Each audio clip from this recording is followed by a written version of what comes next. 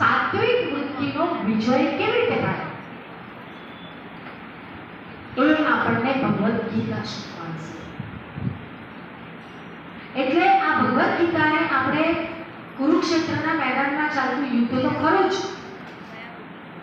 પણ આપણે એને એ વૃત્તિઓની ઉપરના યુદ્ધ ઉપર, રાજસિક અને તામસિક વૃત્તિઓ ઉપર સાત્વિક વૃત્તિનો વિજય કેવી રીતે પ્રાપ્ત થાય અને એના માટેના યુદ્ધ માટે આપણે બધાએ તત્પર થવાનું છે. અને એ જ ભગવદ્ ગીતાનો ઉપદેશ છે કે જે ભગવાન આપણને એક એક શ્લોકના માધ્યમથી શીખવાડશે.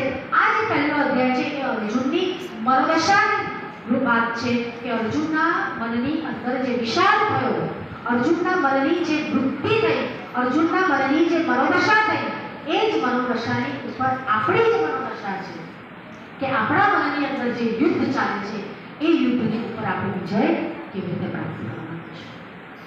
તો એ આપણે શીખવાનું છે. અને એટલા માટે એ 5000 વર્ષ પહેલા કહેવાયેલું જે ઉપદેશ છે એ આજે નહીં પણ અનેક એવા અનંત એવા કાળ વીતી જશે છતાં પણ એ જ ઉપદેશ આપણને બધાને કામમાં આવે એ આપણે એ ભગવાન એક એક અધ્યાય જેમ જેમ ચાલતા જશે એમ એની વાત કરીશું. તો આ જે બધા યોદ્ધાઓ છે એ યોદ્ધાની અહીંયા આગળ જે વૃત્તિ છે દરેકના મનની, એ વૃત્તિનું વર્ણન આગળ આપણે જોઈશું. આપણો સમય અત્યારે પૂરો થાય છે પણ